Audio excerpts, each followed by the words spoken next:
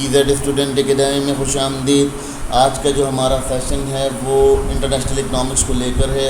International economics में बात हो रही थी हेक्सचर-ओलन थ्योरी की। तो हेक्सचर-ओलन थ्योरी के ऊपर एक और थ्योरी आती है जो फैक्टर प्राइस थ्योरी कहलाती है। ठीक है, ये फैक्टर प्राइस इक्विलिब्रियम कहलाता है। ठीक है, ये थ्योरी जो है पॉल सिमोंसन ने पेश की थी। इस थ्योरी के अंदर वो क्या कहते थे पॉल सिमोंसन, असल में इसको HOS भी कहा जाता है। ठीक है, HOS इसलिए भी कहा जाता है कि इसमें जो है वो इन्हीं की थ्योरी के ऊपर जो इसको अमेंड किया गया और इसके ऊपर नया एक अमेंडमेंट लगाई गई। इसी थ्योरी के ऊपर हेक्सचर-ओलन थ्योरी के ऊपर ही अमेंडमेंट लगाई गई। जिस अमेंडमेंट को यहाँ डिस्कस किया जा रहा है, देखिए बेसिकली हुआ क्या कि उन्होंने ये कंसेप्ट तो दे दिया था कि फैक्टर प्राइस और फैक्टर एंडोमेंट और फैक्टर अबंडेंस को इस्तेमाल करके आप कैसे गुड्स बना सकते हैं, लेकिन अब उस पर कुछ इफेक्ट्स पड़ रहे थे जो इंटरनेशनल इकनॉमिक्स के अंदर जो है वो प्रॉब्लम क्रिएट कर रहे थे, जिसके ऊपर 1940 में एक पॉल सिमोंसन थे, उन्होंने जो है वो इस थ्योरम को पेश किया।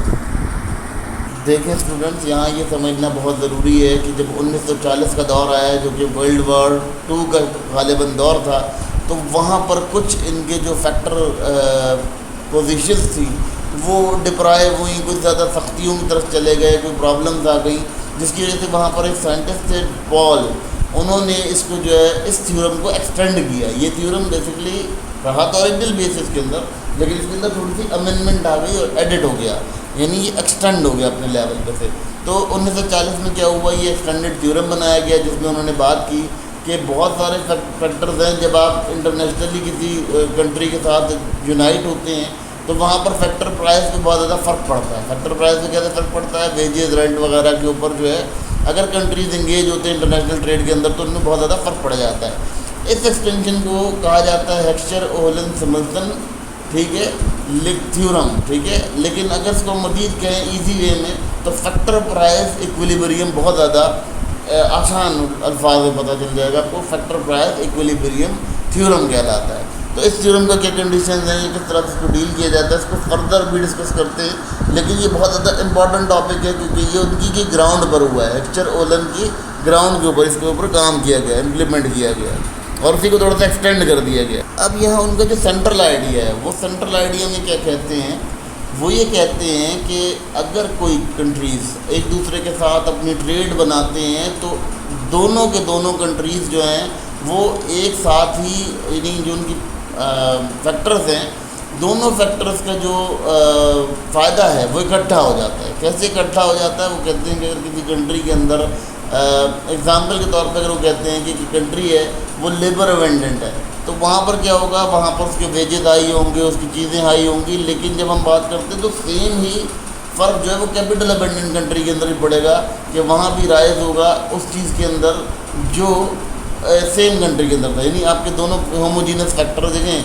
अगर हम कैपिटल अबंडेंस की बात करते हैं तो वहाँ पर लेबर अबंडेंस भी मौजूद है और लेबर अबंडेंसी की वजह से ही वहाँ पर लेबर की प्राइस बढ़ रही है, लेबर का ही तखनिया बढ़ रहा है। तो बेसिकली इनका कहने का मतलब ये है कि जब हम कोई ट्रेड करते हैं किसी कंट्री के साथ तो ऑलमोस्ट हम जो प्राइसिंग करते हैं वो अपने दोनों फैक्टर्स को यूटिलाइज़ कर रहे होते हैं। यानी जैसे मैंने वही बताया ना कि USA है और पाकिस्तान है, ये दोनों अगर ट्रेड करते हैं तो ऑलमोस्ट ये अपने हर फैक्टर को एक साथ लेकर चल रहे हैं। ठीक है, उनका एक क्लियर विजन बन रहा है इस चीज़ के ऊपर।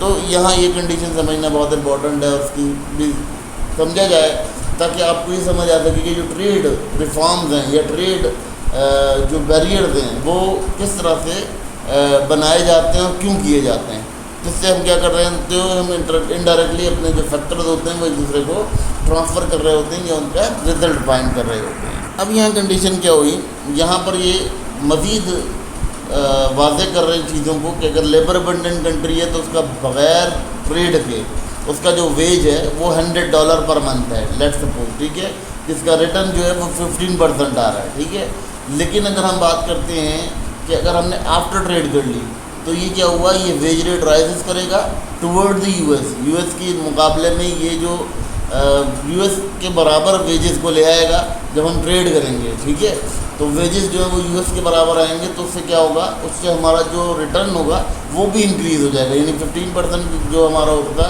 100 पर, तो अगर हम उसकी बात करते हैं 500 पे तो ऑलमोस्ट ये हमारा 45% पे चला जाएगा या 75% पे रिटर्न चला जाएगा। तो इससे क्या होगा कि हमारे बहुत फैक्टर्स जो हैं वो इम्प्रूव होंगे।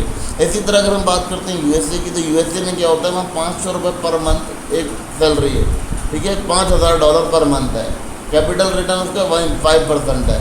अब उसने क्या किया, पहले ट्रेड से ये हाल था, जब उसने ट्रेड शुरू की, जब उसने ट्रेड डाली इंटरनेशनली, तो उससे क्या हुआ, उसमें जो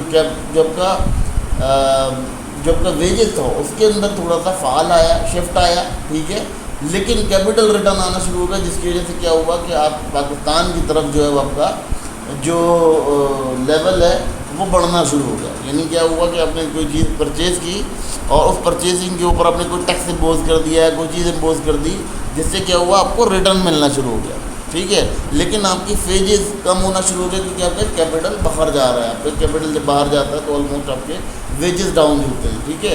तो ये कंडीशन समझना यहाँ बहुत ज़रूरी है कि किस तरह से बैलेंस कर रहा है कि अगर आपने 500 रुपये की जो ट्रेड है, आपको 500 रुपये लेबर की सैलरी हो गई, क्यों, क्योंकि जब आपने यूएस से लेना शुरू किया तो ऑलमोस्ट आपके पास जो है वो कैपिटल आना शुरू हो गया। आप कैपिटल के पास चले गए, ठीक है, लेबर डिपेंडेंट थे, कैपिटल आना शुरू हो गया, कैपिटल आया तो आपकी सैलरी बढ़ गई। लेकिन अगर हम बात करते हैं यूएसए के लेवल पर, तो वहाँ कैपिटल गन आउट हो रहा है, कैपिटल गोज आउट। जब कैपिटल गोज आउट हो रहा है तो ऑलमोस्ट वहाँ पर जो है स्लाइटली जो सैलरी है उसमें कमी आएगी, वो कम होगी।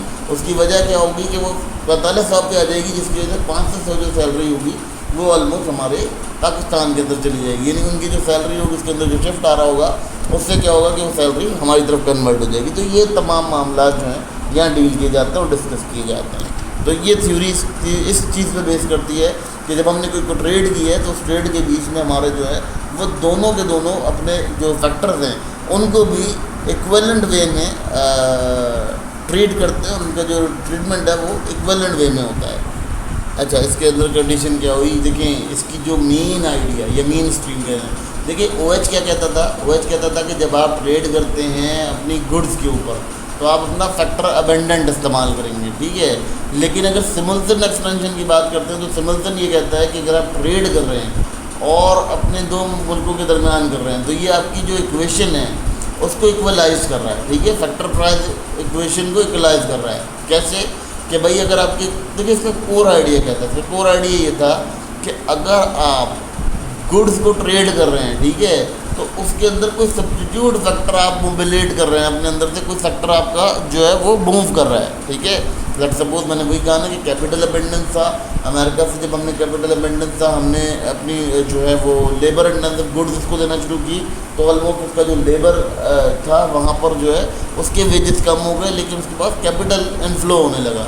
बेसिकली इनफ्लो और आउटफ्लो के ऊपर गेम खेल रहा है कि इनफ्लो और आउटफ्लो क्या है कि आपका जो इनफ्लो आ रहा है मुल्क के अंदर, जो कंट्री के अंदर पैसा आ रहा है वो कैपिटल है, ठीक है, तो वो पाकिस्तान के पास कैपिटल आ रहा है और वहाँ पर कैपिटल लेस हो रहा है। तो इस तरह से क्या हो रहा है कि वो अपना कोई ना कोई फैक्टर जो है वो मूव कर रहा है। और वो ये कहते हैं कि इस तरह की ट्रेड में अगर शामिल होते हैं और ट्रेड करते हैं तो आपकी जो फैक्टर मोबिलिटी है वो बहुत अच्छे से हो सकती है और आप अपना एक दूसरे के साथ शेयरिंग कर सकते हैं। तो ये उसकी एक्सटेंशन थी सिमुलेशन की, उसको बड़ा इम्पॉर्टेंस हासिल है क्योंकि ये बहुत ज़्यादा जिसे कहना चाहिए कि बहुत स्ट्रॉन्ग विजन रखता है इस बारे में। और ये तमाम इकनॉमिस्ट जो आपके जो स्टडीज़ कर रहे हैं उनको ये समझना ज़रूरी है कि फैक्टर मोबिलिटी की जो थ्योरी है वो एक्स्टर ओलन का ही कंसेप्ट एक्सटेंडेड है।